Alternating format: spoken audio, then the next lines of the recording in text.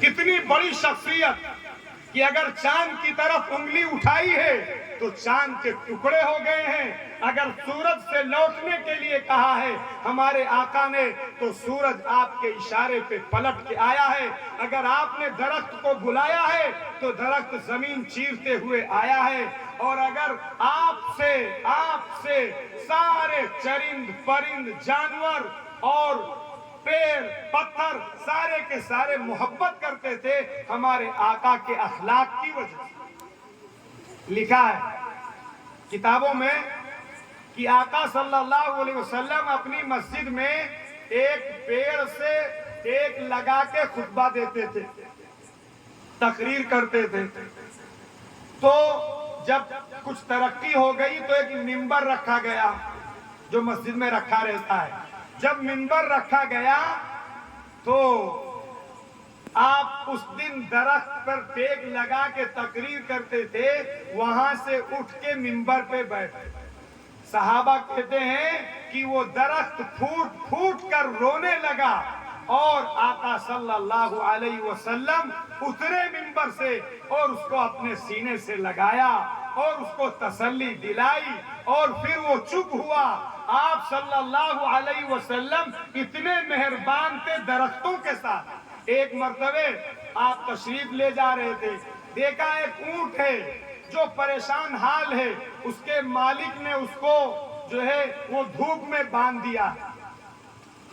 تو آپ اس کے پاس گئے تو اس اونٹ نے اس کے آنسو بہ رہے تھے اور وہ آپ سے شکایت کر رہا تھا کہ اے آقا صلی اللہ علیہ وسلم، میرا مالک مجھے کھانا کم دیتا ہے اور مجھ سے کام زیادہ لیتا ہے. اے آقا صلی اللہ علیہ وسلم آپ مدد کیجئے. آقا صلی اللہ علیہ وسلم نے اس اونٹ کے مالک کو بلایا اور اس کو سمجھایا اور بتایا کہ دیکھو یہ اونٹ تمہاری شکایت کر رہا ہے. میرے عزیز و بزرگ دوستوں، ہمارے آقا نے فرمایا اتقوا اللہ فی ہذہ البہائم المعجمہ، کہ اے لوگو تم ان بے زبان جانوروں کے تعلق سے اللہ سے ڈرو. کوئی آدمی بکری پالتا ہے، کوئی جانور پالتا ہے. آج اسلام کو لوگ بدنام کرتے ہیں.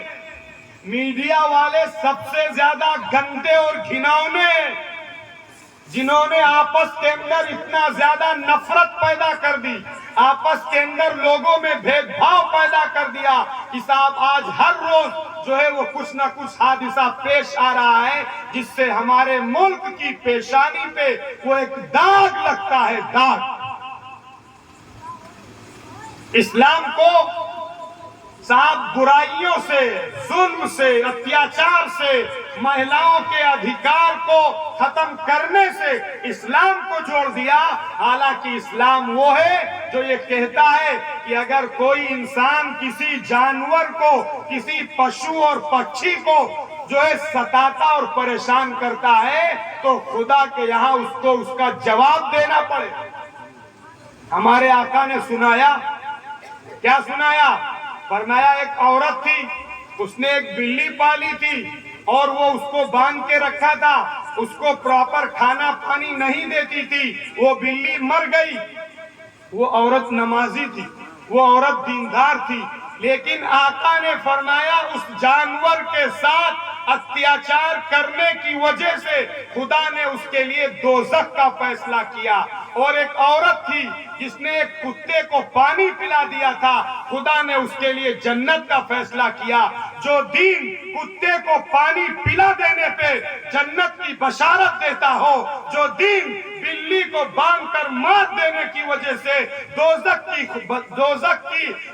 کا اعلان کرتا ہو، دوزخ کی مستحق قرار دیتا ہو، کیا وہ دین کسی انسان پہ ظلم کی اور اتیاچار کی اجازت اور پرمیشن دے سکتا ہے؟ کہاں سے کہاں جوڑ دیا گیا، کہاں سے کہاں جوڑ دیا گیا. اگر دنیا کے اندر انسانیت زندہ ہوتی تو وہ آقا صلی اللہ علیہ وسلم کے نام سے زندہ ہے. ماؤں کے ساتھ آقا نے کیا کیا فرمایا. رات بہت ہو چکی ہے، مجھے یہاں سے 2 گھنٹے کے لیے جانا بھی ہے، پھر فجر کی نماز سے پہلے ہمارے یہاں بچے پڑھتے ہیں، ان کو پڑھانا بھی ہے، اس لیے بہت ساری باتیں ہیں، اور میں بھی آپ ہی کے علاقے کا ہوں، جب آپ چاہیں گے تب آ بھی سکتا ہوں، بھی سنایا جائے گا۔ لیکن ہمارے جو ملک کے بھائی ہیں، ہمارے ہندو بھائی ہیں، ان کو بھی اسلام کی تعلیمات کا گیان لینا چاہیے، جاننا چاہیے۔ ٹھیک ہے، ہم گندے ہیں، ہمارے اندر کمیاں ہیں، ہم لڑتے ہیں، ہم جھگڑتے ہیں، ہم غلط کام کرتے ہیں، لیکن اس کو دین سے اور دھرم سے نہیں جوڑنا چاہیے۔ بہت سارے ہمارے ہندو بھائی ہیں، بہت سارے اس میں بھی غلطی کرتے ہیں، تو صاحب اس کو ان کے دین سے نہیں جوڑا جائے گا۔ کسی آدمی کے عمل کو، کسی آدمی کے جو ہے وہ ایکٹیویٹی کو اس کے دین سے جوڑنا اور اس کے دین کو ٹارچر کرنا اور اس کی صحیح تعلیمات کو نہ جاننا اور اس کو چھپانا، یہ بھی اتیاچار ہی ہے۔ اس لیے بہرحال میں آقا صلی اللہ علیہ وسلم کے تعلق سے، اور 11:30 بج گیا، بہرحال میں اپنی بات کو سمیٹتا ہوں۔ 11 بجے کے بعد میں بات نہیں کرتا ہوں، یہ آپ کی محبت تھی، آپ لوگ بیٹھے تھے، ساری خاتون اور عورتیں بھی بیٹھی تھی، اس لیے کچھ باتیں عورتوں کے تعلق سے اور اپنے سماج سدھار کے تعلق سے، اپنے پورے گاؤں کے اندر بغیر کسی تفریق کے، بغیر کسی جو ہے وہ ڈیفرنس کے، ہر آدمی کی یہ ذمہ داری ہے کہ باہر سے کوئی آدمی آئے، چاہے وہ ہندو ہو، مسلمان ہو، بدھسٹ ہو، جینی ہو، عیسائی ہو، نصرانی ہو، ہمارے گاؤں کا ماحول ایسا ہونا چاہیے کہ جو مہمان آیا ہے اس مہمان کا اکرام کرنا، یہ ہمارے اسلام نے ہمیں سکھایا۔ یہ نہیں کہا کہ آپ کے گاؤں میں کوئی آدمی آیا ہے اور آپ اس کو جو ہے آپ اس کا اکرام کیجئے، آپ اس کو پانی پوچھئے، آپ اس کو بسکٹ کھلائیے، آپ اس کو دال موٹ کھلائیے۔ خدا نے جو کچھ مالک نے آپ کو دے رکھا ہے، آپ اس کی سیوا کیجئے، یہ آپ کے ایمان کا حصہ ہے۔